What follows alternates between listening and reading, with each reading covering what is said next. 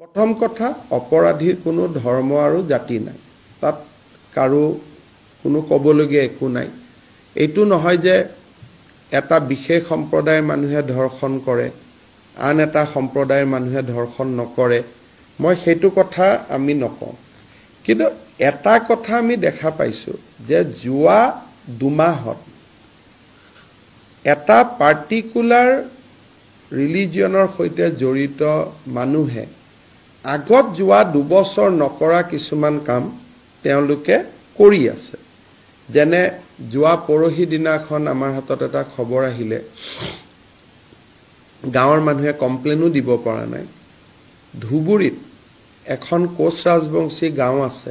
সেই গাঁওখন চাৰিওফালৰ পৰা বিশেষ সম্প্ৰদায় এটাই আবৰি ৰাখে জুৱা কিছুদিনৰ পৰা সেই গাঁওখনত কোচ ৰাজবংশী গাঁওখনৰ খেলপথাৰখনত গৈ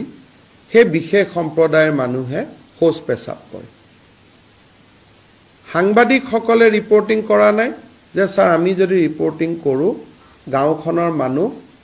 থাকিব নোৱাৰিব আৰু অত্যাচাৰৰ সন্মুখীন হ'ব অৰ্থাৎ মানুহ কেজনৰ নিৰাপত্তাৰ কথা চিন্তা কৰি সাংবাদিকসকলে জানিও কথাটো ৰিপৰ্ট কৰা জুৱা পৰহি দিনাখন আৰু তাৰ কেইদিনমান আগৰ পৰা হৰভোগৰ এখন হিন্দু সমাজৰ গাঁও এখন শ্মশান আছে চাৰিওফালে এটা বিশেষ সম্প্ৰদায়ৰ লোক আছে তাত শ্মশানখনৰ গেটখন গাঁৱৰ মানুহে বনায় আৰু তেওঁলোকে আহি ভাঙি দিয়ে কিয় শ্মশানখনৰ মাটিখিনি তেওঁলোকক লাহে লাহে লাগে আজি এটা আপোনালোকে এটা ফেসবুক টুইটাৰত এটা পোষ্ট পাব মঙ্গলদৈৰ এজন বিশেষ সম্প্ৰদায়ৰ ধৰ্মগুৰু এজনে ধমকি দি আছে যে মই অহা 6 তাৰিখৰ পৰা লখিমপুৰত যাম পুলিচক মই চাই লম অমুকক নধৰিলে মই অমুক কৰিম তমুক কৰিম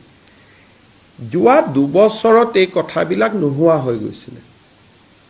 লোকসভা ইলেকশ্যনৰ পিছত এইবোৰ বাঢ়িছে কিন্তু ইয়াৰ এটা পলিটিক্যাল এংগল এইটো এটা মই পলিটিক্যাল এংগলত কৈছো আৰু ক্ৰিমিনেল এংগলৰ পৰা আমি ব্যৱস্থা লমেই কিন্তু পলিটিক্যাল এংগলৰ পৰা অসমৰ ৰাইজে চিন্তা কৰিব লাগিব যে এটা সামান্য পৰিৱৰ্তনতে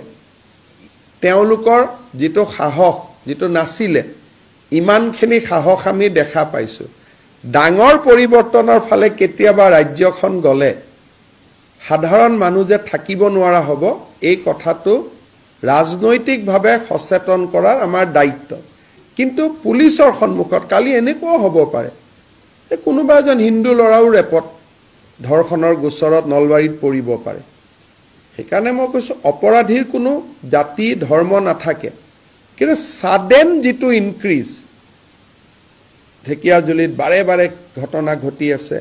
ই আমাৰ কাৰণে এটা চিন্তাৰ বিষয় কিন্তু উইল ডিল উইথ দ্যাট আমি চিন্তা কৰি থাকিলেতো নহব we have to deal with that